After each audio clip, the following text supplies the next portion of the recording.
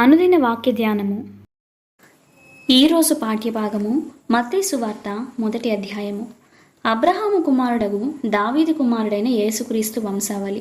అబ్రహాము ఇస్సాకును కనెను, ఇస్సాకు యాకోబును కనెను, యాకోబు యూదాను అతని అన్నదమ్ములను కనెను, యూదా తామారునందు పెరేసును జెరహును కనెను, పెరేసు ఎస్రోమును కనెను, ఎస్రోము ఆరామును కనెను, ఆరాము అమ్మీనాదాబును కనెను, అమ్మీనాదాబు నయస్సోనును కనెను, నయస్సోను సల్మానును కనెను, సల్మాను రాహబునందు బోయజును కనెను, బోయజు రూతునందు ఓబేదును కనెను, ఓబేదు యషయిని కనెను, యషయి రాజైన దావీదును కనెను, ఊరియా భార్యగా నుండిన ఆమెయందు దావీదు సలోమోనును కనెను, సలోమోను రెహబామును కనెను, రెహబాము అబియాను కనెను, అబియా ఆసాను కనెను, ఆసా యెహోషాపాతును కనెను, యెహోషాపాతు యెహోరామును కనెను, యెహోరాము ఉజ్జియాను కనెను, ఉజ్జియా యోతామును కనెను, యోతాము అహజును కనెను, అహజు హిజ్కియాను కనెను, హిజ్కియా మనష్షేను కనెను,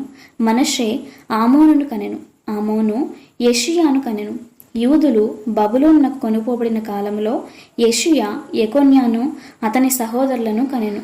బబులోనునకు కొనుపోబడిన తరువాత యెకొన్యా షయల్తీయేలును కనెను, షయల్తీయేలు జెరుబాబేలును కనెను, జెరుబాబేలు అబీహూదును కనెను, అబీహూదు ఎల్యాకీమును కనెను, ఎల్యాకీము అజోరును కనెను, అజోరు సాదోకును కనెను, సాదోకు ఆకీమును కనెను, ఆకీము ఎలీహూదును కనెను, ఎలీహూదు ఎలియాజరును కనెను, ఎలియాజరు మత్తానును కనెను, మత్తాను యాకోబును కనెను, యాకోబు మరియ భర్త అయిన యోసేపును కనెను, ఆమె యందు క్రీస్తు అనబడిన యేసు పుట్టెను. ఇట్లు అబ్రహాము మొదలుకొని దావీదు వరకు తరములన్నీ 14 తరములు. దావీదు మొదలుకొని యూదులు బబులోనునకు కొనిపోబడిన కాలము వరకు 14 తరములు. బబులోనునకు కొనిపోబడినది మొదలుకొని క్రీస్తు వరకు 14 తరములు. యేసుక్రీస్తు జనన విధమెట్లనగా ఆయన తల్లి అయిన మరియా యోసేపునకు ప్రధానము చేయబడిన తరువాత వారేకము కాకమునుపు ఆమె పరిశుద్ధాత్మ వలన గర్భవతిగా ఉండెను. ఆమె భర్త అయిన యోసేపు నీతిమంతుడై ఉండి ఆమెను అవమానపరచనొల్లక రహస్యముగా ఆమెను విడనాడ ఉద్దేశించెను. అతడు ఈ సంగతులను గూర్చి ఆలోచించుకొనుచుండగా ఇదిగో ప్రభుదూత స్వప్నమందు అతనికి ప్రత్యక్షమై, దావీదు కుమారుడవైన యోసేపు, నీ భార్య అయిన మరియను చేర్చుకొనుటకు భయపడకుము. ఆమె గర్భము ధరించినది పరిశుద్ధాత్మ వలన కలిగినది. ఆమె ఒక కుమారుని కనును, తన ప్రజలను వారి పాపముల నుండి ఆయనే రక్షించును గనుక ఆయనకు యేసు అను పేరు పెట్టుదువనును. యేసు అను శబ్దమునకు రక్షకుడని అర్థము.